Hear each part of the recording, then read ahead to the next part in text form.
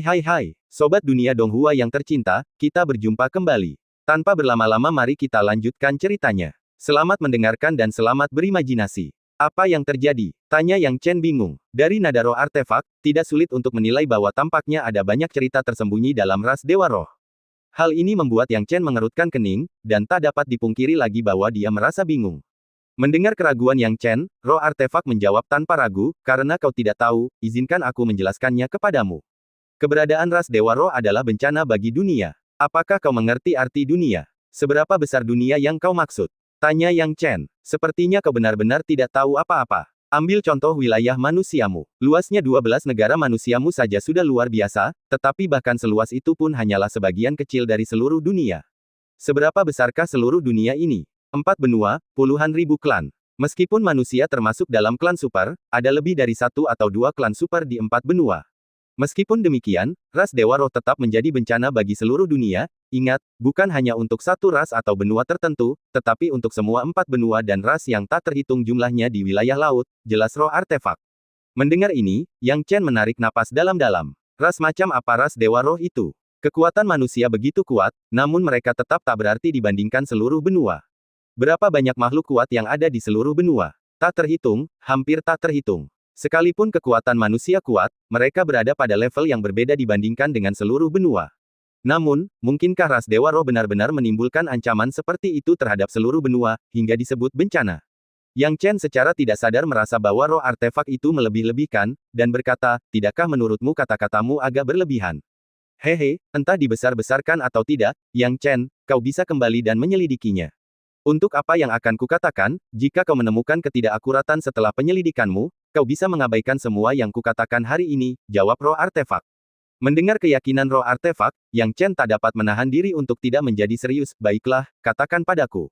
Artifak spirit perlahan memulai, wajar saja kalau kamu tidak tahu bagian sejarah ini. Sebenarnya, ada 5 benua di dunia ini. 5 benua, bukankah kamu baru saja mengatakan ada 4 benua? Tanya Yang Chen bingung. Itu karena benua kelima adalah tempat asal ras Dewa Roh, benua Taitu, roh artefak menjelaskan. Benua Taitu, ekspresi Yang Chen menjadi tegang. Roh artefak melanjutkan, ya, benua Taitu. Ketika dunia pertama kali terbentuk, keempat benua utama masih sangat berdekatan. Saat itu, puluhan ribu klan baru saja muncul dari era binatang kuno, dan kekuatan masing-masing klan berada di puncaknya, lebih kuat daripada di era ini. Namun, tak satu pun dari mereka yang tahu tentang keberadaan benua Taitu. Lalu, Yang Chen bertanya, lalu, bencana pun terjadi. Benua Taitu berbeda dari 4 benua lainnya. Tak satu pun ras di keempat benua itu yang memiliki dominasi absolut. Namun, benua Taitu sepenuhnya dikendalikan oleh ras Dewa Roh, dan mereka telah memperbudak puluhan ribu klan di benua Taitu. Kata roh artefak, perbudakan. Bagaimana mungkin? Puluhan ribu klan, semuanya diperbudak. Yang Chen menarik napas dalam-dalam. Benar, di bawah kendali ras Dewa Roh, puluhan ribu klan di benua Taitu menjadi boneka. Dengan kekuatan ras Dewa Roh yang mengerikan dan kendali klan-klan di benua Taitu, mereka melancarkan serangan dahsyat ke 4 benua, menempatkan mereka semua dalam posisi yang tidak menguntungkan. Salah satu benua bahkan dengan cepat ditelan dan menjadi bagian dari wilayah ras Dewa Roh. Seluruh dunia berada di ambang kejatuhan di bawah kendali ras Dewa Roh. Roh artefak menjelaskan, apa yang diinginkan ras Dewa Roh? Apa gunanya memperbudak begitu banyak klan? Tanya Yang Chen bingung. Hehe, itu kesenangan mereka. Ras Dewa Roh senang memperbudak semua ras di dunia. Di mata mereka, menjadikan semua ras melayani mereka sebagai budak adalah kebahagiaan tertinggi mereka, ujar roh artefak. Poin terpenting adalah kekuatan ras Dewa Roh sangat dahsyat. Meskipun jumlah mereka tidak banyak, mereka memiliki kekuatan tempur yang jauh melampaui rekan-rekan mereka. Misalnya, kekuatan tahap dewa sejati mereka bahkan dapat menandingi dan menekan tahap pencerahan. Dan dalam tahap yang sama, bahkan jika ratusan master bergabung, mereka mungkin tidak dapat mengalahkan mereka. Apa? Badai keterkejutan melanda hati Yang Chen. Ras macam apa ras Dewa Roh hingga bisa sekuat ini? Ia pernah mendengar tentang beberapa klan yang tak terduga, seperti True Dragon Sky Phoenix, yang memang sangat kuat di tingkat yang sama. Namun, mereka tak akan pernah mampu menekan tingkat pencerahan dengan kekuatan tingkat dewa sejati mereka, apalagi mengalahkan ratusan master di tingkat yang sama. Kau pasti sulit mempercayainya, tapi itulah kenyataannya. Ras Dewa Roh selalu menganggap dirinya raja dari semua ras, dan di mata mereka, keberadaan ras lain hanyalah hiburan, kata roh artefak dengan seringai seperti manusia. Apa yang terjadi setelahnya? Bagaimana ras yang tak terhitung jumlahnya membalikkan keadaan? Tanya Yang Chen bingung. Jika semuanya terus berjalan seperti biasa, hasil akhir bagi 4 benua adalah menjadi tawanan ras Dewa Roh. Namun, kuncinya ada pada manusia kalian. Kata roh artefak. Apa maksudmu? Tanya Yang Chen. Roh artefak berkata dengan muram, ini juga merupakan awal kelahiranku, sekaligus kisah tuanku. Pada saat itu, ras Dewa Roh telah menginvasi dua benua, dan ketika mereka mencapai benua ketiga, mereka telah merambah wilayah kalian, manusia. Meskipun umat manusia pada saat itu tidak memiliki status yang sangat tinggi di seluruh benua, mereka sangat bersatu dan hanya melayani satu orang sebagai raja mereka. Orang itu adalah tuanku, yang dikenal sebagai raja manusia oleh manusia pada saat itu. Namanya adalah Hua Qingfeng. Hua Qingfeng, Yang Chen bergumam pada dirinya sendiri. Pada saat itu, guruku telah mencapai tahap kenaikan agung. Kata roh artefak. Tahap kenaikan agung. Tahap apa itu? Tanya Yang Chen bingung. Artifak spirit menjelaskan, di atas tahap pencerahan terdapat tahap nirvana, yang juga disebut reinkarnasi nirvana, reinkarnasi kenaikan agung, dan kenaikan agung terbang abadi. Yang Chen tercengang, karena dia belum pernah mendengar istilah seperti itu sebelumnya. Melihat kebingungan Yang Chen, roh artefak dengan sabar menjelaskan, tahap pencerahan adalah tahap ekstrim dalam memahami Dao. Setelah Dao cukup dipahami, seseorang dapat memasuki tahap nirvana, menunggu Dao dimulai dan berakhir. Setelah tahap awal, tengah, dan akhir nirvana selesai, seseorang dapat memasuki tahap kenaikan agung. Tentu saja, proses ini mungkin tampak sederhana, tetapi sebenarnya sangat sulit. Bahkan di benua ini, jumlah master di tahap awal nirvana sangat sedikit, dan begitu mereka ada, mereka semua adalah master tingkat atas. Yang Chen mengangguk. Kalau begitu, pemimpin Sekte Xuandao seharusnya adalah seorang master di tahap nirvana, meskipun tidak jelas apakah dia berada di tahap awal atau pertengahan. Bagaimana dengan tahap kenaikan agung? Yang Chen bertanya lagi. Tahap kenaikan agung adalah tahap yang berdiri sendiri. Selama seseorang melampaui tahap nirvana dan terlahir kembali, mereka dapat memasuki tahap kenaikan agung. Mereka yang mencapai tingkat ini dapat disebut Dewa Abadi yang lepas, kata roh artefak. Longgar abadi, gumam Yang Chen, tidak mengerti arti kedua kata itu.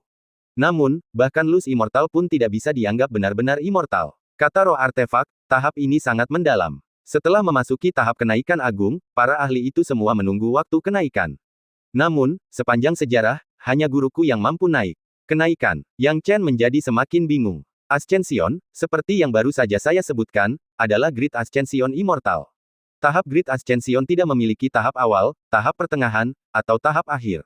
Memasuki tahap Great Ascension adalah tahap yang berdiri sendiri. Setelah tahap ini, langkah selanjutnya adalah naik menuju keabadian.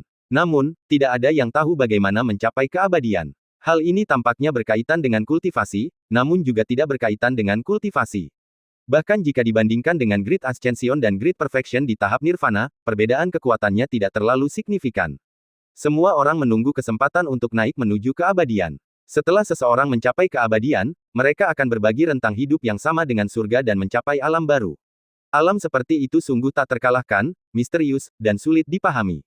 Kata artifak spirit, abadi, apa sebenarnya yang dimaksud dengan abadi? Yang Chen bertanya dengan bingung. Jika menjelaskan apa itu abadi itu semudah itu, aku khawatir akan ada lebih banyak lagi yang abadi sepanjang sejarah, jawab artifak spirit.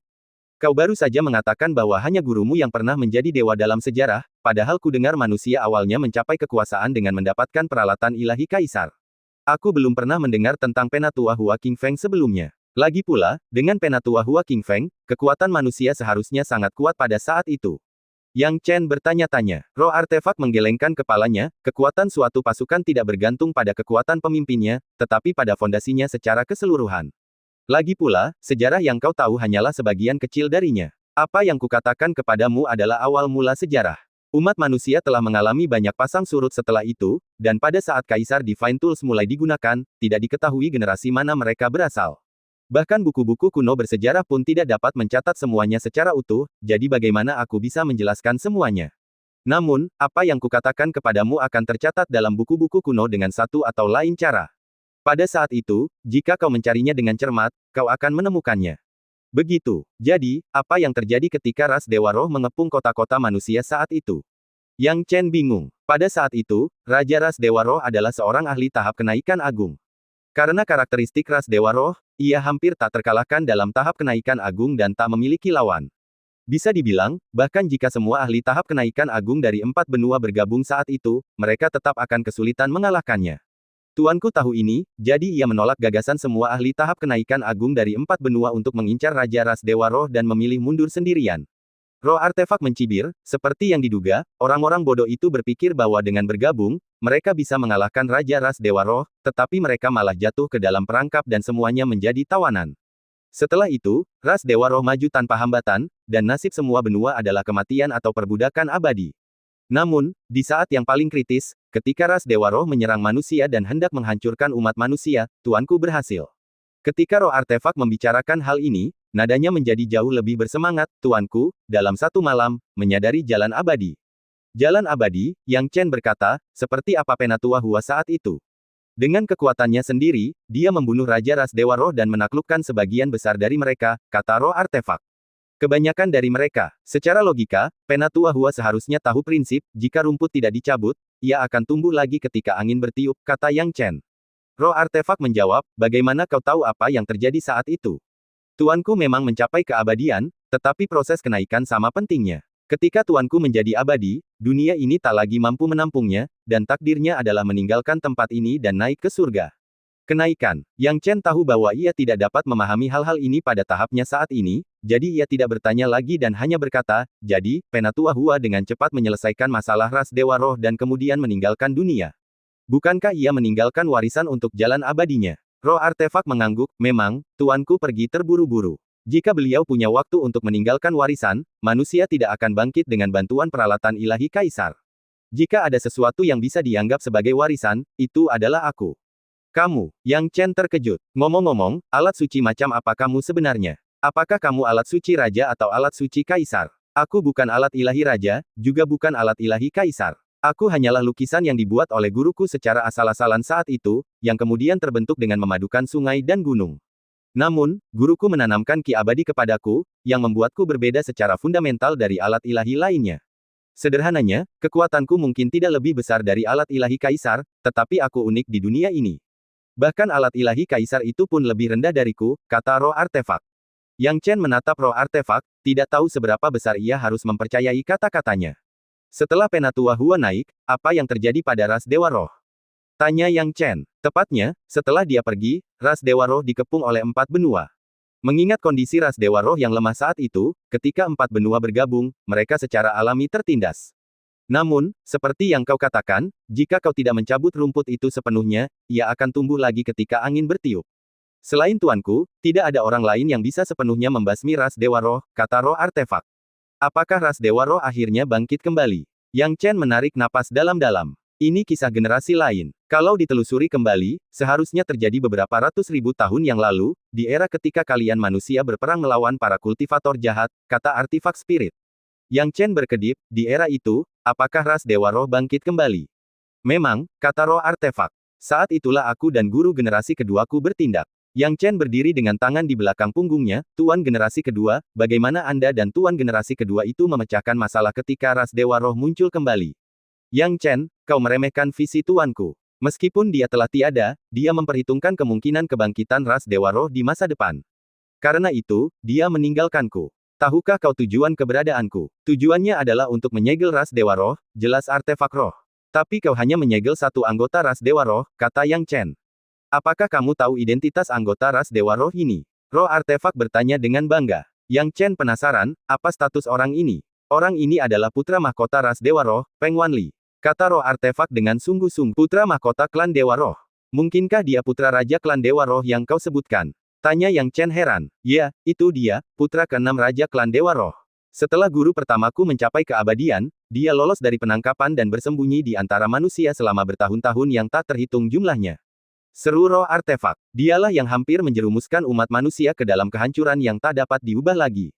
Jika kau tahu sejarahmu, kau akan tahu bahwa setelah pertikaian internal manusia, ras asing mengambil kesempatan untuk menyerang, mencoba menguasai wilayah manusia. Benar, apakah ada cerita lain? Tanya Yang Chen bingung. Hehe, ini bukan cerita rahasia, karena semua ras asing tahu bahwa pertikaian internal manusia tidak menghabiskan terlalu banyak sumber daya.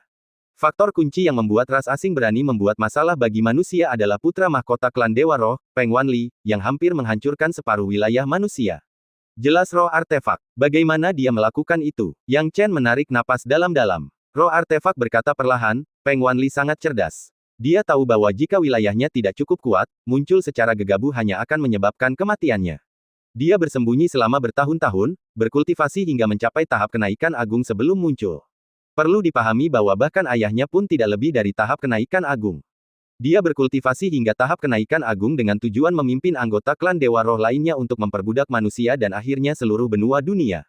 Sayangnya, tampaknya manusia adalah musuh alami klan Dewa Roh, ayahnya bertemu dengan guru pertamaku, dan dia bertemu dengan guru keduaku. Siapa tuan keduamu? Yang Chen bertanya dengan rasa ingin tahu. Artifak spirit dengan bangga berkata, namanya Mu Tai King. Mu Tai King. Yang Chen berkedip. Ya, kau seharusnya mengenalinya. Kudengar dari Kun Peng bahwa kau tampaknya telah menerima bola abadi hati jernihnya setelah ia berkultivasi dan mencapai pencerahan. Kata roh artefak. Kun Peng merasa sedikit malu dan khawatir, takut Yang Chen akan menyalahkannya karena mengungkapkan terlalu banyak informasi. Namun, melihat Yang Chen tampaknya tidak marah, Kun Peng menghela napas lega. Yang Chen berkata, ya, saya memang bertemu tetua Mu Tai King. Hanya saja, saya tidak pernah berani membayangkan bahwa dulu beliau adalah sosok yang begitu kuat. Bagaimana mungkin dia berpikir begitu? Pantas saja orang-orang dari Sekte Hantu Ganas tidak berani mengganggu jenazah Mu Tai King, meskipun dia sudah meninggal. Ternyata dia adalah sosok yang sangat kuat di masa lalu. Sebelum Mu Tai King bertemu denganku, dia memang sangat berbakat, tetapi belum memenuhi syarat untuk mencapai puncak. Meskipun pencapaiannya kemudian sangat bergantung pada bantuanku, pada akhirnya, ketakterlawanannya di dunia dan penaklukannya atas Peng Wanli berkaitan erat denganku, kata roh artefak dengan bangga. Kenapa? Bisakah kau membuatnya lebih kuat? Tanya Yang Chen penasaran. Aku memang tidak bisa, tapi kitab suci abadi yang ditinggalkan guruku bisa, kata roh artefak. Bukankah kamu mengatakan bahwa tuanmu tidak meninggalkan warisan apapun? Yang Chen berkedip. Aku tidak bilang begitu. Aku hanya bilang tuanku tidak meninggalkan warisan apapun untuk manusia, tapi aku tidak pernah bilang dia tidak meninggalkan warisan apapun untukku, roh artefak itu menjelaskan. Petik 2. Yang Chen memutar matanya, merasa pemahaman roh artefak tentang masalah ini agak bermasalah.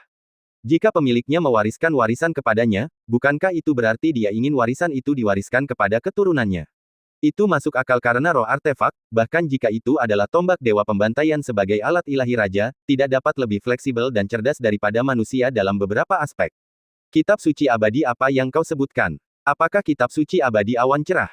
Tanya Yang Chen penasaran. Roh artefak menggelengkan kepala, lalu mengangguk, kitab suci awan cerah abadi hanyalah sebagian kecil dari kitab suci peninggalan guruku yang direvisi oleh Mu Tai King.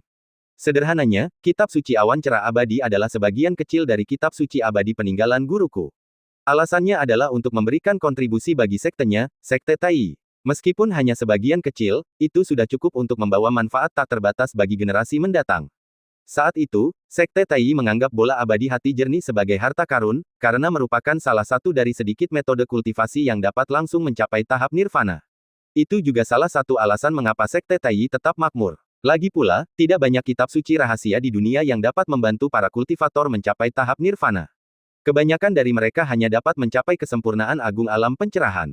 Setelah berkultivasi hingga kesempurnaan agung alam pencerahan, kebanyakan dari mereka mengandalkan eksplorasi mereka sendiri untuk memasuki tahap nirvana.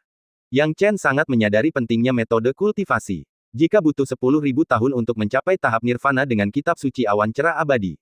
Tidak mengherankan jika butuh 100.000 tahun atau bahkan seumur hidup untuk mencapainya tanpa kitab suci awan cerah abadi. Terlalu banyak kultivator yang terjebak sebelum tahap nirvana. Jadi, dengan kitab suci abadi yang lengkap, tingkat kultivasinya bisa mencapai tingkat mana? Yang Chen bertanya lagi. Itu bisa dikultivasikan ke tahap kenaikan agung. Inilah kunci kebangkitan Mu Tai King. Dengan mengandalkan warisan yang ditinggalkan guruku, ia berhasil mencapai tahap kenaikan agung hanya dalam 8.000 tahun, menjadi jenius nomor 1 sepanjang masa, kata roh artefak. Lalu mengapa tetuamu tidak mewariskan semua warisan tetua Hua kepada Sekte Tai? Yang Chen bertanya lagi. Karena aku tidak setuju, jawab roh artefak. Yang Chen berkata dengan sedih, bukankah lebih baik jika warisan rahasia seperti itu diwariskan ke generasi mendatang?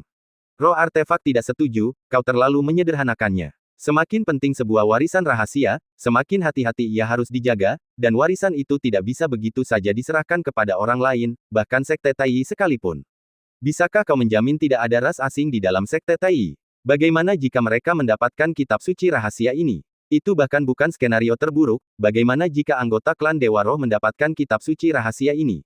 Mendengar ini, Yang Chen tersentak. Bahkan dengan adanya kitab suci rahasia seperti itu, hanya akan ada sedikit kultivator manusia yang dapat mencapai tahap kenaikan agung.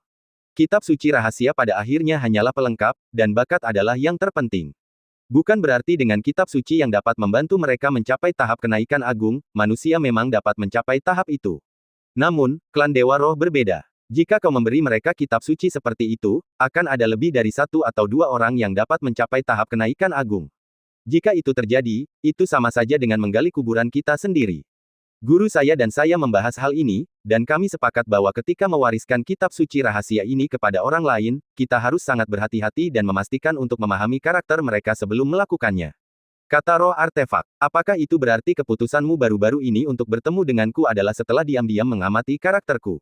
Kata Yang Chen sambil tersenyum. Roh artefak mengangguk, kau benar. Aku sudah mengamatimu selama ini. Jika aku tidak menganggapmu dapat dipercaya, aku hanya akan memberitahumu tentang klan Dewa Roh dan bukan tentang warisan kitab suci abadi ini. Jadi, apakah kau sekarang mempertimbangkan untuk mewariskan kitab suci abadi kepadaku? Tanya Yang Chen bingung. Roh artefak berkata dengan sungguh-sungguh, apakah aku bisa mewariskannya kepadamu atau tidak tergantung pada kemampuanmu untuk memahami kitab suci abadi awan cerah. Jika kau bisa menguasainya, kau secara alami akan memiliki fondasi untuk mengolah warisan ini. Tentu saja, sebelum itu, yang terpenting adalah kau berjanji padaku untuk bekerja sama menyegel putra mahkota klan Dewa Roh, Peng Wanli, untuk waktu yang lebih lama lagi. Aku tidak akan begitu saja mempercayai kata-katamu hanya karena apa yang kau katakan. Setelah aku kembali, aku akan memeriksa catatan kuno untuk memverifikasi kebenaran apa yang kau katakan, kata Yang Chen. Roh artefak tampak sangat percaya diri, tidak peduli apakah Yang Chen akan menyelidiki, dengan tenang berkata, aku akan menunggu jawabanmu. Aku yakin setelah kau menyelidiki, kau akan membuat pilihan yang tepat. Yang Chen mengangguk. Masalah peta penghancuran gunung dan sungai terlalu besar, bahkan melibatkan kisah-kisah rahasia zaman kuno. Meskipun ia tampak tenang, hatinya sebenarnya sudah bergejolak seperti badai. Kalau saja dia tidak cukup bertekad, dia mungkin akan sangat terkejut sekarang dan tidak tahu harus berbuat apa. Itulah sebabnya dia tidak boleh ceroboh. Mengenai hal ini, dia perlu memikirkannya matang-matang sebelum mengambil keputusan. Tetapi sebelum mengambil keputusan, ia perlu memikirkan semuanya secara matang. Dan proses musyawarah melibatkan pertanyaan-pertanyaan yang terus diajukan. Lagi pula, rahasia-rahasia di peta kehancuran gunung dan sungai terlalu banyak. Hal itu sama sekali tidak bisa diringkas menjadi beberapa rahasia zaman kuno. Memikirkan hal ini, Yang Chen berkata, ada beberapa hal yang sangat ingin ku ketahui. Menurutmu, senior Mutai King seharusnya bekerja sama denganmu untuk menyegel putra mahkota Peng Wanli dari ras Dewa Roh ke dalam peta ini, kan? Benar, kata roh artefak. Yang Chen, bingung, bertanya, lalu mengapa, setelah senior Mutai King menyegel Peng Wanli ke peta, kau malah jatuh ke tanah leluhurku, bukannya dia yang menderita akhir yang menyedihkan? Apa yang terjadi? Ceritanya panjang. Awalnya, meskipun Mutai King mempraktikkan seni rahasia warisan yang ditinggalkan pemiliknya, ia masih berada dalam posisi yang kurang menguntungkan saat melawan Peng Wanli. Bahkan menyegelnya pun merupakan pilihan terakhir berkat kerjasama kami. Akhirnya, Mutai King menyegelnya dengan luka parah. Sejak saat itu, Mutai King sudah bersiap untuk akibatnya sendiri. Kata roh artefak. Apa yang terjadi setelah itu? Tanya Yang Chen. Roh artefak berkata, Mutai King, setelah menyelesaikan urusannya, menempatkan kitab suci abadi awan cerah di sekte Taiyi, lalu mulai mencoba menyembunyikanku. Lagi pula, masalah ras Dewa Roh terlalu besar, dan dia tidak berani mengungkapkannya begitu saja. Dia tidak bisa mempercayai siapapun dengan peta ini. Lagi pula, karena ada warisan luar biasa yang tersembunyi di dalam diriku, dia tidak berani mengungkapkan keberadaanku kepada dunia. Setelah banyak pertimbangan, dia memutuskan untuk menempatkanku di daerah terpencil, saat itulah dia menargetkan tanah leluhurmu.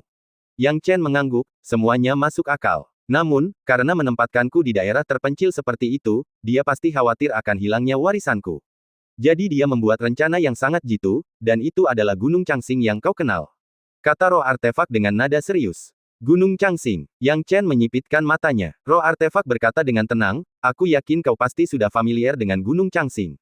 Mutai King menempatkan sejumlah besar harta karun di pinggiran Gunung Changsing agar awalnya terlihat mencolok di tanah leluhurmu. Tujuannya adalah agar umat manusia di daerah terpencil dapat berkembang dengan baik setelah menerima harta karun tersebut. Lagi pula, manusia di daerahmu terlalu lemah saat itu, begitu lemahnya sehingga mereka tidak mungkin menjadi dewa. Saat itulah Mutai King berpikir untuk menggunakan metode ini untuk membantumu, dan baru setelah Gunung Changsing ditutup setelah 10.000 tahun, gunung itu akan menutup dengan sendirinya. Pada saat itu, manusia di daerah terpencilmu akan berkembang di jalur yang benar berkat harta karun Gunung Changsing, sehingga membuka pintu verifikasi Dao. Mereka yang berhasil akan memiliki kualifikasi untuk menjadi dewa dan pergi ke 12 negara. Dan dia menempatkan mayatnya dan aku di 2 tempat terpisah.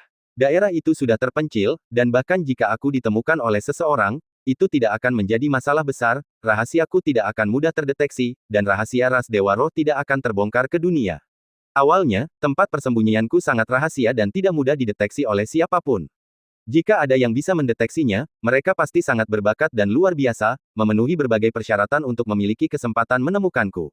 Tetapi siapa yang tahu bahwa Tiandu memiliki keberuntungan seperti itu, dia berhasil menghindari berbagai lapisan batasan dan menemukanku di Gunung Changsing, akhirnya membawaku pergi, kata roh artefak dengan frustrasi.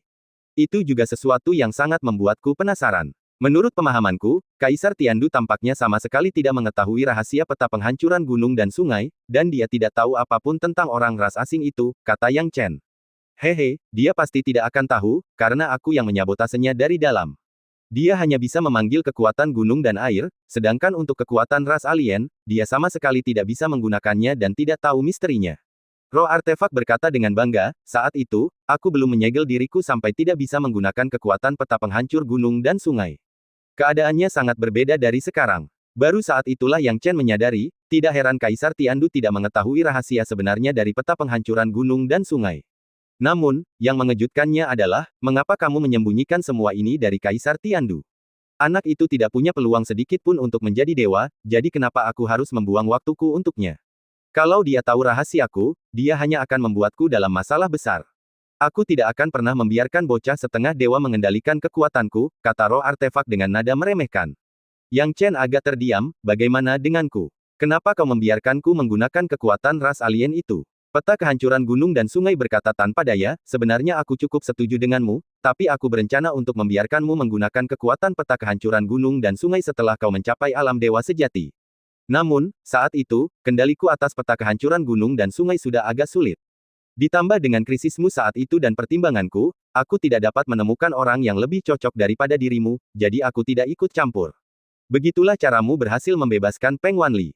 Kalau tidak, jika kau ingin menggunakan kekuatan Peng Wanli, kau harus mencapai alam dewa sejati, dan itu pun hanya dengan izinku.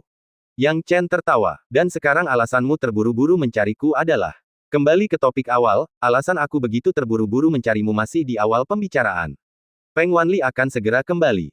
Saat dia kembali, segel itu tidak akan punya banyak waktu tersisa untuk menjebakmu. Jika kau tidak bekerja sama, pelarian Peng Wanli sudah di ambang pintu. Begitu peta penghancuran gunung dan sungai tidak bisa menahannya, maka tidak akan ada seorang pun di dunia manusia yang bisa melawannya. Kata roh artefak, bukankah ada panggung agung di dunia manusia? Tanya Yang Chen bingung. Ya, dan mungkin ada lebih dari satu. Tapi kenapa? Berapa banyak Great Stage yang dibunuh oleh Peng Wanli saat itu? Begitu dia beraksi, separuh dunia manusia hampir runtuh. Mu Taiking bisa melawannya terutama dengan mengandalkan warisan yang ditinggalkan oleh gurunya. Jika bukan karena warisan itu, bahkan Mu Taiking pun tak akan mampu melawan Peng Wanli. Roh artefak berkata dengan serius, kau mengerti maksud? Yang Chen menggosok alisnya, aku bisa mengerti, tapi aku tidak akan langsung mengambil kesimpulan. Itu gayaku. Aku akan menunggu jawabanmu, kata roh artefak dengan tenang. Tapi kuharap kau tidak membuatku menunggu terlalu lama, karena baik kau maupun aku tidak punya banyak waktu tersisa. Jika roh artefak itu lepas, orang pertama yang dibunuhnya pasti kau. Yang Chen tahu bahwa roh artefak sedang mencoba menakut-nakutinya, tetapi ia tidak takut. Ia memiliki penilaiannya sendiri dalam hal benar dan salah. Perkataan roh artefak itu tampak sangat misterius, dan ceritanya konsisten, tetapi dia masih perlu memastikannya sebelum memberikan jawaban. Sudah larut dan aku harus pergi, Yang Chen melambaikan tangannya. Kunpeng segera mengikuti Yang Chen dari dekat. Dengan itu, Yang Chen dan Kunpeng meninggalkan dasar laut dan langsung menuju laut. Ketika mereka tiba di laut, tidak jelas berapa hari telah berlalu dalam peta kehancuran gunung dan sungai. Yang Chen melihat bayangan itu sekarang lebih jelas dari sebelumnya. Yang Chen mengerutkan kening dan berbisik, sangat cepat. Tuan muda, Kunpeng menatap hantu itu sambil menggigil. Yang Chen tetap tenang seperti biasanya, berkata, ayo pergi. Si kecil, apa kau tertarik datang kepadaku dan mendengarkan ceritaku? Jangan tertipu oleh kata-kata sepihak roh artefak. Kurasa ia pasti sudah memberitahumu tentang kejahatan ras Dewa Roh. Tapi kukatakan padamu, jangan tertipu oleh kata-katanya. Kami, ras Dewa Roh, selalu bersyukur dan membalas budi. Peng Wanli pun tak terkecuali. Aku yakin setelah kau mendengar ceritaku, kau akan mengerti segalanya, sebuah suara terngiang di telinganya. Yang Chen tertarik dengan suara itu dan perlahan menyipitkan matanya, ragu-ragu. Tuan muda, haruskah kami pergi dan melihatnya? Tanya Kunpeng penasaran. Ketika melihat Kunpeng seperti ini, Yang Chen juga ragu-ragu sejenak, seolah didesak oleh kekuatan misterius untuk setuju. Tetapi saat dia hendak menyetujuinya, tubuhnya tersentak seolah-olah dia tiba-tiba memikirkan sesuatu. Bangun! Teriak Yang Chen. Kunpeng bergidik dan berseru, apa yang terjadi padaku? Yang Chen menarik napas dalam-dalam, suara ini menyerang pikiran orang-orang dan hampir membingungkan kita. Nyaris saja, kalau aku tidak tahu betapa takutnya kau pada ras Dewa Roh dan kau tak pernah mencoba mendekati mereka, kita mungkin sudah benar-benar tertipu. Baru saja, apakah kita tertipu? Keringat Kunpeng mengucur deras karena ketakutan. Yang Chen mengangguk, menarik napas dalam-dalam, lalu menatap ke arah Peng Wanli dari ras Dewa Roh, lalu berpikir keras. Peng Wanli menggunakan cara yang begitu keji. Sebagian besar perkataan roh artefak pasti benar. Ada yang salah dengan Peng Wanli. Jika dia tidak bersalah, mengapa dia menggunakan cara seperti itu? Seseorang yang terbiasa memperbudak orang lain tidak akan mencoba meyakinkan orang lain dengan akal sehat. Metode ini sangat konsisten dengan cara kerja ras Dewa Roh menurut roh artefak. Bahkan tanpa verifikasi, mereka dapat mengonfirmasi 7 atau 8 dari 10 poin. Lumayan, nak. Kau bangun tepat waktu, jadi sepertinya roh artefak yang berbicara kepadamu itu wajar. Tapi kusarankan kau memikirkannya baik-baik. Jika kau mengikutiku dan membantuku, aku pasti akan berterima kasih nanti. Tapi jika kau tidak membantuku dan malah mencoba bekerja sama dengan roh artefak, ya, saat aku lolos dari peta kehancuran gunung dan sungai, aku akan membuatmu berharap mati. Jangan khawatir, aku tahu roh artefak sedang berusaha membuatmu membantu menunda pelarianku, tapi setelah bertahun-tahun yang tak terhitung jumlahnya, aku tidak keberatan menunggu sedikit lebih lama. Misalnya, ratusan tahun, ribuan tahun, puluhan ribu tahun, aku bisa menunggu, hehehe. Suara Peng Wanli dalam dan penuh keputusasaan, seolah berasal dari kedalaman neraka, melambangkan hukuman kematian. Tuan muda, kami Kunpeng agak terdiam karena pengaruh suara ini.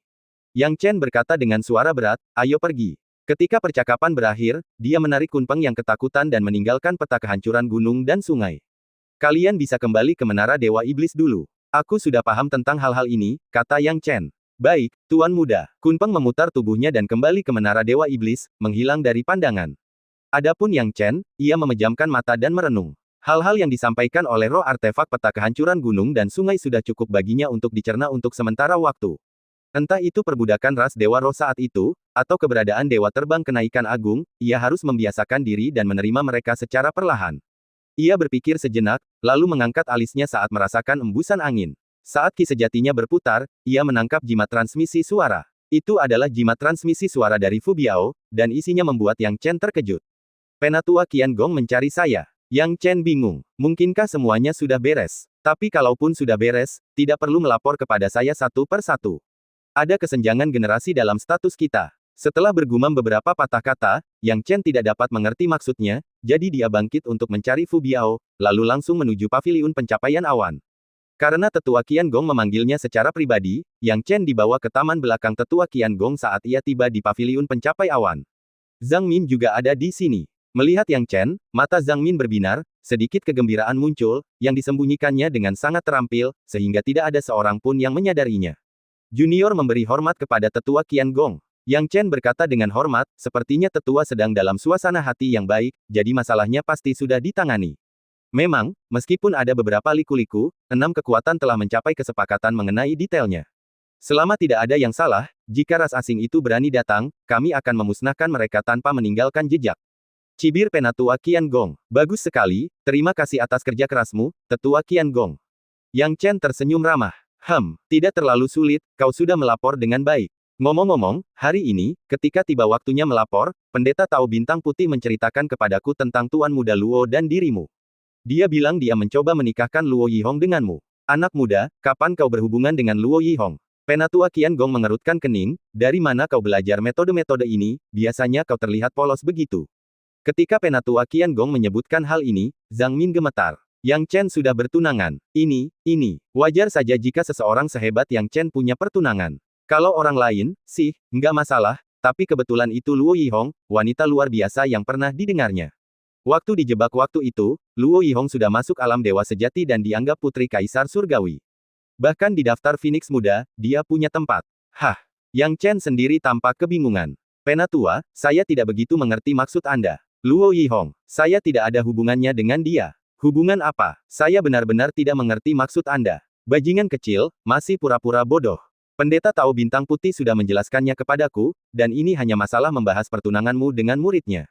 Dan kau masih mengaku tidak bersalah. Jika kau tidak bersalah, apakah pendeta Tao Bintang Putih akan begitu cemas? Dia bahkan bukan kerabat langsungmu, namun dia begitu ingin menikahkan murid kesayangannya denganmu. Tetua Qiangong berkata dengan tidak senang. Yang Chen terkejut, tetapi dengan kebijaksanaannya, dia segera memahami situasinya. Taois Bintang Putih, Taois Bintang Putih. Bukankah itu guru Luo Yihong, mantan kekasih Taois Api Ilahi? Dalam sekejap, Yang Chen menyadari bahwa Luo Yihong pasti telah membocorkan masalah Taois Api Ilahi kepada gurunya ketika ia tak kuasa menahan diri. Wajar jika gurunya cemas karena Taois Bintang Putih telah mengejar Taois Api Ilahi selama bertahun-tahun. Ia sudah cukup tenang karena tidak datang mencarinya secara pribadi. Namun, itu sudah cukup untuk menunjukkan betapa besar kasih sayang yang dimiliki Taois Bintang Putih terhadap Taois Api Ilahi. Dengan status tahap pencerahannya, ia bahkan sampai bertanya langsung, menunjukkan betapa ia sangat peduli kepada Taois Api Ilahi. Memang, kata-kata yang diucapkan pendeta Tao Bintang Putih itu semuanya merupakan petunjuk baginya. Pertunangan dengan Luo Yihong, dan semua hubungan tersirat itu, semuanya merupakan petunjuk, yang mendesaknya untuk pergi ke gerbang Qingyu sesegera mungkin. Memikirkan hal ini, Yang Chen tak kuasa menahan diri. Ia berkata, junior mengerti apa yang terjadi, Paman Master Qiangong. Saya akan segera menuju gerbang Qingyu. Apakah kau ingin aku menemanimu secara pribadi? Meskipun aku bukan tetua langsung atau gurumu, aku adalah paman seniormu, dan aku seharusnya dianggap sebagai tetuamu. Jika kau menjadi pasangan Luo Yihong, itu akan menjadi aliansi pernikahan antara Sekte Suandao kita dan gerbang Qingyu. Aku bisa pergi ke sana untukmu, mendukungmu, dan meningkatkan gengsimu, kata tetua Qiangong.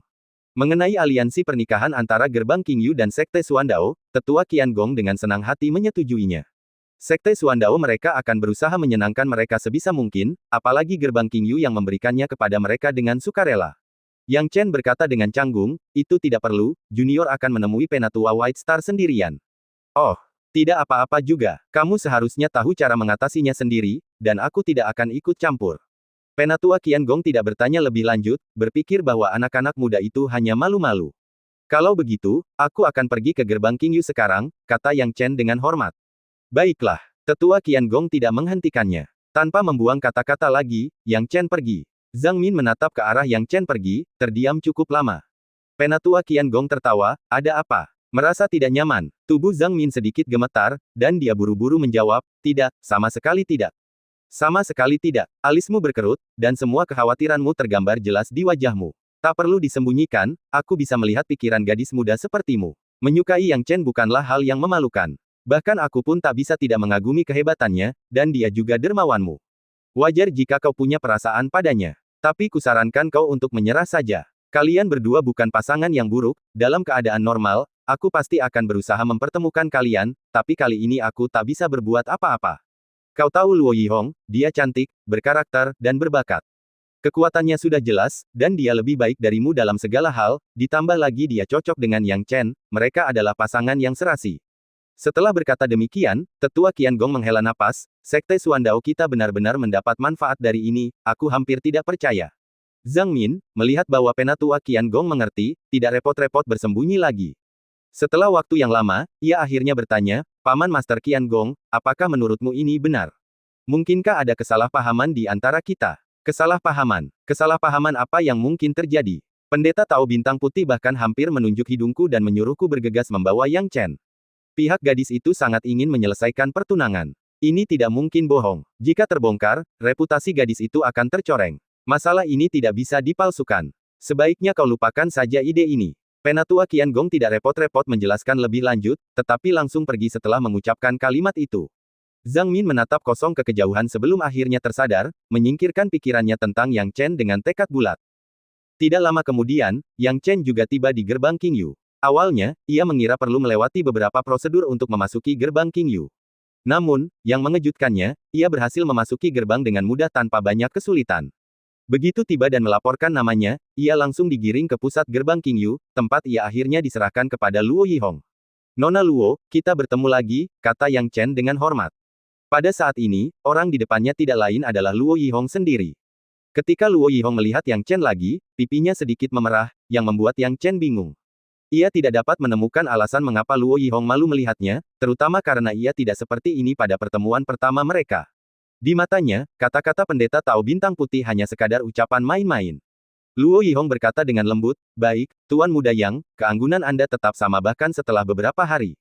Bahkan, tuan keluarga saya selalu ingin bertemu dengan Anda. Beliau akan sangat senang ketika bertemu dengan Anda hari ini. Sekarang saya akan mengantar Anda menemui tuan keluarga saya. Bagaimana menurut Anda, Tuan Muda Yang? Yang Chen datang ke sini hari ini khusus untuk menemui pendeta Tao Bintang Putih. Lagi pula, dia harus memberitahunya tentang keberadaan Taois Api Ilahi. Pada saat ini, dia tidak akan menolaknya, saya akan merasa terhormat bertemu dengan Penatua White Star. Kamu menggoda, Tuan Muda Yang, ikuti aku. Luo Yihong memimpin jalan sambil tersenyum, dan Yang Chen mengikutinya dari dekat. Setelah sekitar setengah jam, mereka berdua tiba di sebuah kolam teratai. Melayang di udara di atas kolam teratai, seorang wanita berpakaian putih dengan rambut panjang berkibar, tampak seperti dewa yang turun. Meskipun kecantikannya mungkin tidak secantik Luo Yihong, temperamennya bahkan lebih unggul daripada Luo Yihong. Ini adalah sejenis aura yang ditampilkan melalui kekuatan, yang masih kurang dimiliki oleh Luo Yihong sampai batas tertentu. Tuan, Yang Chen ada di sini, kata Luo Yihong dengan hormat. Wanita itu sudah tahu tentang ini sebelumnya, tetapi baru setelah mendengar kata-kata itu ia perlahan berbalik. Tatapannya langsung tertuju pada Yang Chen, dan tubuhnya sedikit gemetar saat bibirnya terbuka, ya. Ya, ada aura kitab suci Tai Chi. Hanya saja dibandingkan dengannya, ada sedikit keanehan dan sedikit lebih tenang. Yang Chen berkata, yang dimaksud senior itu adalah Penatua Api Ilahi. Anak kecil, apakah kau datang ke sini hari ini untuk memberitahuku keberadaannya? Harapan di mata pendeta Tao Bintang Putih tampak jelas, meskipun ia berusaha menyembunyikannya. Yang Chen menarik napas dalam-dalam, benar sekali, aku datang ke sini hari ini khusus untuk memberitahu senior tentang keberadaan Divine Fire. Di mana dia? Tanya pendeta Tao Bintang Putih. 3 kata sederhana, tetapi bermakna dan mewakili banyak. Dari nadanya saja, Yang Chen bisa menyimpulkan kerinduannya pada Taois Api Ilahi. Bahkan 3 kata itu telah merangkum begitu banyak hal. Kerinduan yang mendalam inilah yang memiliki kekuatan untuk menyentuh seseorang dengan karakter keras kepala seperti Taois Api Ilahi. Yang Chen terdiam beberapa saat sebelum berkata, Penatua Bintang Putih, kau harus mempersiapkan diri secara mental untuk apa yang akan kukatakan selanjutnya. Namun, yakinlah, Api Ilahi Senior pasti aman. Selama dia masih hidup, aku bisa menerima apapun. Mungkin dia hanya tidak ingin bertemu denganku. Tubuh Taois Bintang Putih sedikit gemetar, lalu ia langsung melihat keluar jendela, tidak apa-apa, aku bisa menunggu, kalau tidak setahun, ya 10 tahun, kalau tidak 10, ya 100 tahun. Aku sudah menunggu begitu lama dan tidak keberatan menunggu lebih lama lagi. Setiap hari dia tidak bertemu denganku, aku akan menunggunya. Yang Chen menggelengkan kepalanya, wajahnya bercampur tawa dan air mata. Ia sungguh belum pernah melihat seseorang sekeras kepala pendeta Tao Bintang Putih. Ia kini berkata dengan tegas, Penatua Bintang Putih, kau salah paham, bukan karena Taois Api Ilahi tidak ingin bertemu denganmu, tetapi ia sedang memikul tanggung jawab yang berat. Bagaimana cara melaksanakan tugas ini, ia merasa sulit untuk membahasnya. Jika ia menyelesaikan tugas ini suatu hari nanti, ia akan kembali. Apakah dia akan kembali? Pendeta Tao Bintang Putih mengabaikan kegembiraannya dan menatap Yang Chen dengan intens. Apakah kamu yakin? Yang Chen tertawa, ya, Taois Api Ilahi akan kembali kapan saja. Pendeta Tao Bintang Putih mengepalkan tangannya, tidak dapat menyembunyikan luapan emosinya, sehingga matanya berkaca-kaca, hampir menangis. Tuan, Anda, Luo Yihong mencoba membujuknya dari samping. Taois Bintang Putih melambaikan tangan padanya. Aku baik-baik saja. Ia menahan air matanya, tak seorang pun bisa memahami perasaannya saat itu. Menunggu orang yang hilang selama bertahun-tahun membutuhkan tekad dan kegigihan yang luar biasa. Tak seorang pun akan memahami rasa sakit dan kesedihan yang ia alami, kecuali dirinya sendiri. Namun, hatinya tidak terbesit sedikit pun keinginan untuk menyerah. Pada saat ini, Yang Chen mengeluarkan sebuah benda. Penatua Bintang Putih, mengingat kau mungkin tidak percaya padaku, ini adalah token yang diberikan oleh Taois Api Ilahi. Kuharap kau bisa menerimanya. Dan, kuharap Penatua Bintang Putih bisa menunggu kembalinya Taois Api Ilahi. Ini adalah api abadi. Pendeta Tao Bintang Putih menatap tajam benda di tangan Yang Chen. Itu adalah benih api, tampak kecil namun menyala dengan dahsyat, penuh dengan kekuatan yang menakjubkan. Tuan, apakah ini? Luo Yihong tampak bingung. Awalnya, Pendeta Tao Bintang Putih bersikap skeptis terhadap Yang Chen dan mengira dia mungkin akan mengujinya nanti agar dia tidak berbohong, tetapi sekarang keadaannya berbeda. Api abadi adalah api ilahi yang dipadatkan oleh leluhur Anda, Taois Api Ilahi, setelah bertahun-tahun mengolah kitab suci Tai Chi. Api ini bertransformasi dari api yang awal, menjadi api sejati Samadhi, lalu menjadi api roh sejati, dan akhirnya api ilahi. Bagi mereka yang mengolah api ilahi sudah merupakan ranah tertinggi. Hanya sedikit yang dapat menggunakan api ilahi. Dan mereka yang mengolah api ilahi, api di dalam tubuh mereka akan menjadi api abadi. Setelah api abadi diolah, ia akan abadi kecuali jika digunakan sarana eksternal. Taois Bintang Putih menjelaskan. Jadi benda suci ini cukup penting bagi Taois api ilahi, kata Luo Yihong gembira. Artinya, paling tidak dalam hati penganut Tao api ilahi, ada tempat bagi penganut Tao Bintang Putih. Taois Bintang Putih juga sangat gembira saat itu. Tentu saja ini sangat berharga. Tanpa api ini, leluhurmu, Taois api ilahi, tidak akan bisa menggunakan api ilahi. Tentu saja, api ilahi bukanlah satu-satunya cara baginya untuk melawan musuh, jadi kita tidak perlu khawatir. Taois Bintang Putih memandang gugusan api abadi ini dengan sukacita yang semakin bertambah. Ia sangat akrab dengan aura Taois api ilahi. Meskipun mereka tidak bertemu selama ratusan ribu tahun, melihat api ini, ia masih bisa mengingat sosok Taois api ilahi. Melihat Taois Bintang Putih mempercayainya, Yang Chen tidak tinggal lebih lama lagi. Ia berkata dengan ramah, saya sudah mengatakan apa yang perlu dikatakan. Tidak pantas bagi seorang junior seperti saya untuk tinggal di Sekte King Yu lebih lama, jadi saya akan pergi dulu. Alasan utama Pendeta Tao Bintang Putih memintanya ke sini adalah untuk menanyakan keberadaan Pendeta Tao Api Ilahi. Setelah menjawab pertanyaan itu, ia tidak perlu tinggal lebih lama lagi. Namun, tepat saat dia hendak pergi, Pendeta Tao Bintang Putih tiba-tiba berkata, teman muda Yang Chen, tolong tunggu sebentar. Yang Chen sangat terkejut, dia bertanya dengan bingung, apakah kamu masih ragu tentang Penatua Divine Fire? Sama sekali tidak. Kalau dia ada urusan dan tidak mau menemuiku, percuma saja kalau aku ribut. Aku yakin, setelah dia mengurus semuanya, dia akan datang menemuiku. Permintaanku agar kau tetap tinggal ada gunanya. Kata Taois Bintang Putih. Yang Chen bertanya dengan bingung, apakah Penatua White Star punya pertanyaan lain? Apa maksudmu, melakukan? Bukankah aku sudah bilang pada Master Qian Gong, aku akan menjodohkan Luo Yihong denganmu? Kupikir seharusnya dia memikirkan masalah pernikahan ini, sudahkah kau mempertimbangkannya? Jika cocok, mari kita selesaikan, kata Taois Bintang Putih. Yang Chen tertegun, tunggu, Penatua Bintang Putih, apakah kamu serius? Tentu saja, aku serius. Aku tidak bisa mengklaim punya kata-kata emas dan lidah giok, tapi aku jelas tidak main-main. Bagaimana mungkin aku seenaknya memutuskan urusan seumur hidup muridku? Gerutu Taois Bintang Putih. Saat dia berbicara, rona merah di wajah Luo Yihong telah menyebar ke telinganya. Yang Chen tidak tahu harus tertawa atau menangis. Awalnya, ia mengira Taois Bintang Putih hanya ingin menanyakan keberadaan Taois Api Ilahi, dan masalah Luo Yihong hanyalah lelucon. Namun jika dilihat sekarang, White Star Daois jelas serius. Ia merasakan sakit kepala yang akan datang. Ia sekarang mengerti mengapa Luo Yihong begitu tersipu saat melihatnya untuk kedua kalinya. Menikahi Luo Yihong secara asal-asalan jelas bukan pilihan. Mencoba memulai dari Luo Yihong mungkin tidak akan berhasil. Wanita ini jelas patuh kepada gurunya, dan kemungkinan besar tidak akan berani berpendapat tentang siapa yang gurunya pilihkan untuknya nikahi. Setelah berpikir sejenak, ia hanya bisa menjawab Taois Bintang Putih dengan malu, Penatua Bintang Putih, ini, mungkin tidak pantas. Nona Luo dan saya baru bertemu 2 kali, dan lagi pula, Anda tidak begitu mengenal saya, bagaimana Anda bisa membuat keputusan yang terburu-buru? Keputusan terburu-buru? Keputusan terburu-buru apa? Aku sudah mempertimbangkannya dengan matang. Kau adalah penerus api ilahi dan Yihong adalah muridku. Jika kita tidak bisa menjadi pasangan, maka kalian berdua bisa. Yah, aku sudah menelitimu. Penampilanmu tidak terlalu bagus, tetapi itu tidak akan mempermalukan Yihong. Bakat kultivasimu sudah lebih dari cukup. Lagi pula, kau adalah murid inti Sekte Xuandao, jadi ini adalah pasangan yang setara statusnya. Mengapa aku harus keberatan dengan pengaturan seperti itu? Kata Pendeta Tao Bintang Putih dengan tenang. Ini benar-benar membuat Yang Chen terjepit. Dia terkejut, kalau tahu ini akan terjadi, dia tidak akan datang hari ini. Jadi, kau tidak mau setuju? Tanya Taois Bintang Putih. Yang Chen merasa ingin menangis dalam hatinya. Apa gagasan Pendeta Tao Bai Xing? Aku akan menikahi Taois Api Ilahi. Sedangkan untuk muridku, dia juga harus menjadi pasangan dengan murid Taois Api Ilahi, seolah-olah ini adalah hal yang wajar. Hal ini tidak bisa dinegosiasikan. Yang Chen ingin mengangkat masalah Zhang Xuelian. Lagi pula, memang sulit menolak masalah Luo Yihong. Dia dan Zhang Xuelian memang sudah bertunangan, sesuatu yang telah mereka sepakati bersama. Dia tidak mungkin begitu saja menikahi orang lain ketika melihat Zhang Xuelian, kan?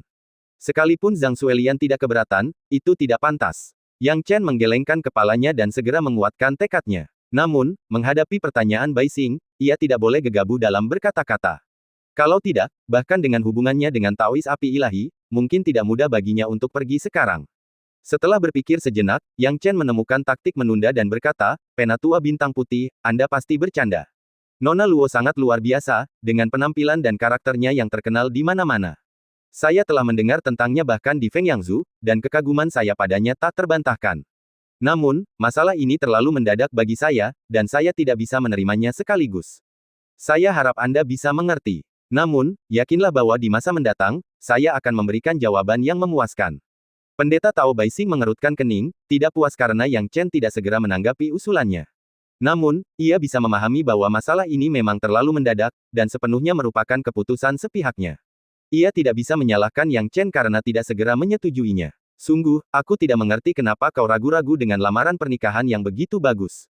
Lupakan saja, Yi Hong, bagaimana menurutmu? Tanya pendeta Tao Baising. Luo Yihong menjawab dengan lembut, wajar saja kalau tuan muda yang belum bisa menerimanya saat ini.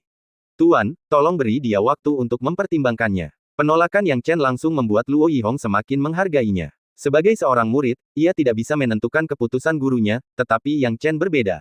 Jika Yang Chen terburu-buru setuju, ia hanya akan menganggapnya pelin-pelan dan akan segera mengambil kesimpulan. Namun, jelas Yang Chen tidak seperti itu. Akan tetapi, hal itu seolah-olah merupakan penyangkalan terhadap pesonanya, yang membuatnya merasa sedikit melankolis. Melihat reaksi Luo Yihong, pendeta Tao Baising akhirnya memutuskan untuk tidak mempersulitnya dan berkata, baiklah.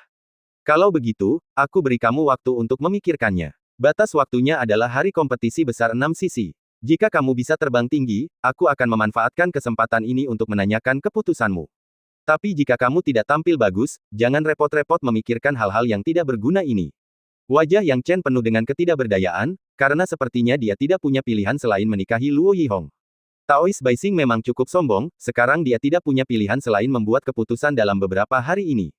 Saya akan mendengarkan kata-kata Anda, senior. Kalau begitu, saya permisi dulu, kata Yang Chen, berniat kabur.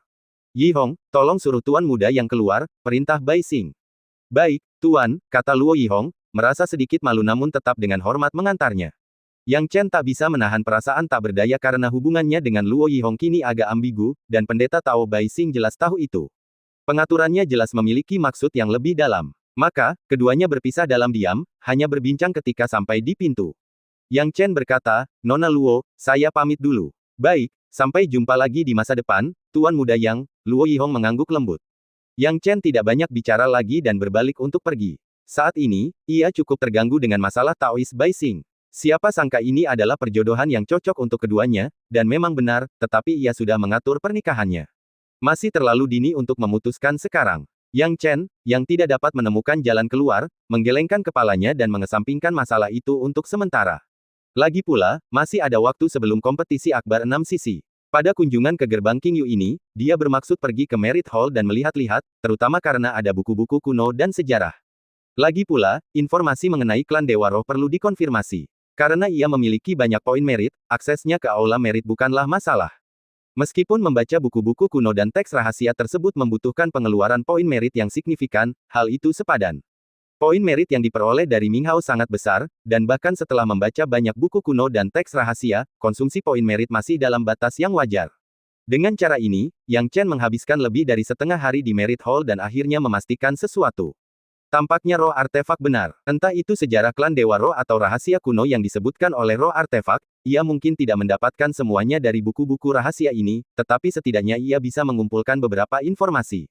Sejarah yang diceritakan oleh roh artefak dan apa yang ia temukan di dalam buku-buku itu hampir identik. Dari sini, dapat dilihat bahwa roh artefak tidak menipunya, dan mengingat sikap klan Dewa Roh. Klan Dewa Roh tampaknya begitu percaya diri untuk membebaskan diri. Mereka sama sekali tidak takut padaku dan roh artefak yang menekan mereka. Aku tidak tahu dari mana asal kepercayaan diri mereka. Tapi melihat sikap roh artefak, sepertinya mereka punya cara untuk menekan putra mahkota klan Dewa Roh, Peng Wanli. Yang Chen bergumam dalam hati, tidak yakin siapa yang harus dipercaya. Namun, setelah berpikir sejenak, Yang Chen menyadari bahwa roh artefak kemungkinan menyembunyikan sesuatu darinya. Peng Wanli sangat percaya diri, dan ia tidak punya alasan untuk berpura-pura, karena ini menyangkut apakah ia bisa membebaskan diri. Jika roh artefak memberi tahunya bahwa kemungkinan menekan Peng Wanli kecil, ia mungkin akan langsung memihak Peng Wanli. Sayangnya, Yang Chen pada dasarnya tidak suka diancam oleh orang lain. Peng Wanli, betapapun agung dan perkasa dirimu sebelum ditindas, jika kau ingin mengancamku, kau harus siap membayar harga karena mengancamku, kata Yang Chen dengan sikap tegas. Bantu roh artefak. Tepat saat dia hendak mengambil keputusan, Yang Chen tiba-tiba merasakan sesuatu dan mengalihkan pandangannya untuk melihat sekelompok orang. Seperti kata pepatah, musuh sering berpapasan. Ia tak menyangka akan bertemu lagi dengan Ming Hao, yang pernah ia kalahkan sebelumnya. Tidak hanya Ming Hao, tetapi juga Zhang Fu. Melihat ekspresi wajah Zhang Fu dan Ming Hao, jelas mereka juga terkejut bertemu Yang Chen di sini. Untuk sesaat, Zhang Fu tetap tenang, tetapi Ming Hao, yang menyimpan dendam terhadap Yang Chen, tak kuasa menahan diri. Dia menggertakkan giginya dan berkata, Yang Chen. Konfrontasi antara kedua belah pihak telah menjadi peristiwa yang menarik banyak penonton dan memicu diskusi. Jika ini pertama kalinya mereka menyaksikan adegan seperti itu, mereka mungkin berpikir Yang Chen sedang mencari mati, tetapi setelah melihatnya untuk kedua kalinya, mereka akan merasa sedikit simpati terhadap Ming Hao. Lagi pula, berita kekalahan Yang Chen atas Ming Hao sudah menyebar ke 6 pihak. Mungkin diskusi dan tatapan orang-orang di sekitarnya yang membuat Ming Hao merasa kewalahan sejenak, karena dia mendapati dirinya menjadi objek ejekan dan keraguan. Lagi pula, pada hari-hari biasa, siapapun yang berani mengganggunya pasti akan dianggap bodoh. Namun kini, seseorang benar-benar mampu menggoyahkan otoritasnya. Ketika dia mengingat kembali adegan dikalahkan oleh Yang Chen, wajahnya terasa terbakar kesakitan. Yang Chen juga cukup terkejut melihat Ming Hao dan rombongannya, tetapi ia segera menenangkan diri dan berkata dengan tenang, "Jadi, Saudara Ming Hao, semoga Anda baik-baik saja. Saya tidak tahu apakah Anda di sini untuk menantang saya, atau ada maksud lain. Jika ini tantangan, saya sarankan Anda mengumpulkan poin prestasi lebih banyak sebelum datang menemui saya. Jika tidak, silakan minggir dan biarkan saya lewat. Saya pergi." Perkataan Yang Chen memang agresif, tetapi tidak dapat disangkal memuaskan. Kalian pasti tahu, biasanya Ming Hao dan Zhang Fu yang memerintahkan orang lain untuk memberi jalan, dan kapan mereka pernah diperintahkan untuk melakukannya. Mungkin hanya murid inti Sekte Taiyi yang memiliki kualifikasi untuk membuat Zhang Fu dan Ming Hao bertindak seperti itu. Namun, murid inti Sekte Taiyi sulit ditemukan dan jarang muncul, jadi kecil kemungkinan mereka akan bertemu Zhang Fu dan Ming Hao. Mendengar perkataan itu, Ming Hao menjadi sangat marah hingga ingin segera bertarung. Namun, dia berhasil menahan diri karena dia memang tidak yakin bisa mengalahkan Yang Chen. Melihat Ming Hao dalam situasi sulit, Zhang Fu tahu sudah waktunya baginya untuk melangkah maju. Dia berkata dengan santai, "Yang Chen, akan ada banyak peluang di masa depan. Jangan berpikir bahwa memenangkan satu pertandingan saja sudah cukup. Kita punya banyak peluang untuk bermain." Mulut Yang Chen melengkung ke atas, tidak terganggu oleh provokasi Zhang Fu, dan berkata, "Saudara Zhang Fu, sepertinya kau salah. Aku tidak ingat pernah mengatakan bahwa memenangkan satu pertandingan berarti aku telah memenangkan segalanya. Aku hanya bertanya kepada saudara Ming Hao apakah dia ingin menantangku. Jika ya, aku akan dengan senang hati menurutinya. Jika tidak, biarkan aku lewat saja. Kata-katamu sepertinya agak melenceng. Apa kau tidak cukup berani untuk melawanku sekarang?" Ming Hao sangat marah dan meraung, "Yang Chen, jangan coba-coba." Zhang Fu juga berkata dengan tegas, "Yang Chen, aku sudah sering melihat orang sepertimu, menang sekali, lalu menjadi sombong dan merasa diri hebat. Semakin kau bertindak seperti ini, semakin kau akan jatuh. Berhati-hatilah di masa depan." Meskipun aku sombong, lalu kenapa, Zhang Fu? Kalau kau punya nyali, ikutlah ke panggung angin guntur bersamaku dan mari kita bertanding. Tak perlu bicara panjang lebar, kata Yang Chen dingin. Kata-kata ini menyebabkan getaran dalam hati banyak orang dan benar-benar mengejutkan mereka. Apakah Yang Chen sedang mencari kematian? Memang benar kemenanganmu atas Ming Hao selama masa integrasi itu mengejutkan, tetapi bagaimanapun juga, itu adalah pertarungan antara pangkat yang sama, dan hasilnya memang tidak pasti, tidak banyak yang bisa dikatakan. Tapi sekarang, kamu malah mau melawan Master tahap Demigod. Bukankah itu sama saja mencari kematian? Benar saja, Zhang Fu telah mencapai tahap setengah dewa. Bagi seseorang dalam periode integrasi untuk menantang seorang dewa, tampaknya mustahil dan hanya akan mengundang masalah. Zhang Fu juga tertawa. Kalau bisa, dia pasti setuju dengan sekali suap. Namun, mengingat kompetisi 6 sisi yang akan datang, yang bisa dia lakukan hanyalah mendengus dan berkata, "Yang Chen, kau tahu betul bahwa kompetisi 6 sisi sudah di depan mata. Aku tidak punya waktu untuk disia-siakan denganmu. Jadi, kau sengaja memprovokasiku. Kuharap kau masih bisa bersikap sombong selama kompetisi." Meski kata-katanya kasar, tidak dapat disangkal bahwa Zhang Fu ragu untuk menerimanya. Banyak orang terengah-engah, merasa bahwa Yang Chen beruntung Zhang Fu tidak menerima tantangan itu. Yang Chen lalu menyilangkan tangannya dan berkata, "Begitukah? Kalau begitu, silakan minggir. Kurasa kita tidak perlu bicara apa-apa." Wajah Zhang Fu menjadi gelap, tetapi dia tidak mengatakan apa-apa lagi. Dia melambaikan tangannya, biarkan dia lewat. Yang Chen menerobos kerumunan dan segera melewati bulan merah. Melihat tatapannya yang tajam, ia pun membalasnya. "Tetapkan waktu dan tempat malam ini, dan aku akan datang menemuimu," Yang Chen menyampaikan kepadanya. Red Moon sangat gembira ketika mendengar Yang Chen akan datang menemuinya, dan dia dengan gugup berkata, "Oke." Setelah itu, Yang Chen meninggalkan tempat kejadian, menyebabkan orang-orang yang melihat di sekitar mulai membicarakan kejadian tersebut.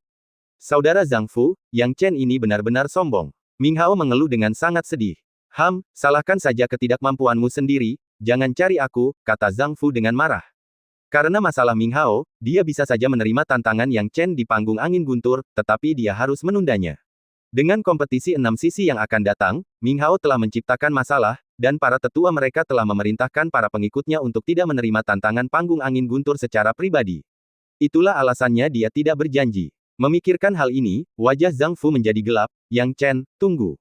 Ketika hari kompetisi 6 sisi tiba, dia akan menunjukkan kepada Yang Chen betapa hebatnya dia. Dalam sekejap mata, malam pun tiba. Di wilayah Sekte Sangxian, sebuah hutan kecil terpencil bermandikan cahaya redup malam. Sebuah bayangan gelap melayang pelan, lenyap dalam sekejap, dan akhirnya berhenti di depan seberkas cahaya, tak bergerak, seolah menunggu sesuatu. Tak lama kemudian, kira-kira saat secangkir teh habis, sosok lain muncul dan mendarat di tempat ini. Sosok itu tak lain adalah Yang Chen. Ketika Yang Chen muncul, dia melihat ke bawah ke bayangan gelap di bawahnya dan berkata, dengan akrab, "Bulan merah, keluarlah." "Salam, Tuan Muda," kata Bulan Merah lembut. Yang Chen berkata, "Bulan Merah, maafkan aku karena membuatmu menderita akhir-akhir ini. Kuharap kau bisa mengerti, Sekte Sangxian sangat kuat, dan Zhang Fu adalah salah satu murid mereka yang luar biasa. Bahkan bagiku, tidak mudah menyelamatkanmu, dan tindakan gegabah pun mustahil." "Tuan Muda, saya mengerti. Anda tidak perlu menyalahkan diri sendiri," jawab Red Moon.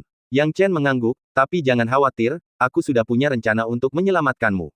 Selama kompetisi 6 sisi, aku pasti akan membawamu kembali. Tenang saja." "Terima kasih, Tuan Muda." Red Moon sangat gembira mendengar bahwa ada harapan untuk kembali. Ia sangat menyadari latar belakang Zhang Fu yang kuat di Sekte Sangxian. Namun, jika Yang Chen yakin, itu pasti bukan bualan kosong. Ia percaya pada kemampuan pria ini, pria itu tidak pernah bicara gegabah. Begitu dia bicara, pasti akan berhasil. Yang Chen berkata, "Bulan Merah, apakah kamu yakin bahwa senior Xie Yun sudah?" Di tengah kegembiraannya, Red Moon tidak melupakan masalah utamanya. "Ya, Tuan Muda. Ketika saya melarikan diri bersama senior Xie Yun, beliau sudah terluka parah. Di bawah fluktuasi susunan teleportasi, senior Xie Yun tidak dapat bertahan lebih lama lagi. Meskipun saya ingin membantu, saya tidak bisa berbuat apa-apa." Sambil mendesah, Yang Chen berkata, "Ini bukan salahmu. Tuan Muda, meskipun senior Xie Yun sudah meninggal, dia membawa kitab suci abadi awan cerah bersamanya." Red Moon berhenti sejenak, sangat menyadari pentingnya kitab suci abadi awan cerah. Mendengar kata-kata, kitab suci awan cerah abadi, Yang Chen menjadi tertarik. Lagi pula, ia sangat menyadari asal-usul kitab suci awan cerah abadi dan pentingnya kitab suci awan cerah sebagai salah satu metode kultivasi terbaik dari Sekte Tai. "Baiklah, berikan aku kitab suci abadi awan cerah," kata Yang Chen. Hong Yue segera mengeluarkan kitab suci abadi awan cerah dan menyerahkannya kepada Yang Chen. Melihat kitab suci awan cerah yang masih utuh, Yang Chen tak kuasa menahan rasa haru. Hong Yue tak hanya menjaga rahasia dan keamanan harta karun suci tersebut, tetapi juga mengawetkannya dengan begitu sempurna, menunjukkan betapa besar usaha yang telah ia curahkan. Setidaknya dia harus menerima kebaikannya. Setelah melihat sekilas kitab suci awan cerah abadi, Yang Chen menarik napas dalam-dalam. Pengalamannya menunjukkan bahwa kitab suci ini luar biasa. Dia tidak tahu apa yang dimaksud roh artefak dengan apakah dia dapat menguasai kitab suci abadi awan cerah atau tidak. Namun, tidak ada waktu untuk memikirkan hal-hal ini sekarang. Yang Chen berkata, "Hong Yue, aku sangat menghargai apa yang telah kau lakukan. Tenang saja, jika ada kesempatan bagiku untuk kembali ke tanah leluhur, aku akan membiarkanmu pergi." "Tuan Muda, apakah itu benar?"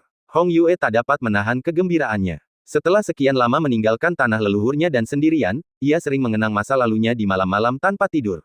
Bagaimana mungkin ia tidak bahagia sekarang karena Yang Chen mengizinkannya kembali? Namun, di samping kebahagiaannya, ia juga merasa sedikit kehilangan. Apakah Yang Chen memulangkannya karena merasa ia sudah tidak berguna lagi, atau Yang Chen tidak tahu apa yang dipikirkan Hong Yue? Ia hanya berkata, "Hong Yue, sudah malam. Hubungan kita agak ambigu. Untuk mencegah ketahuan, lebih baik kau segera pergi."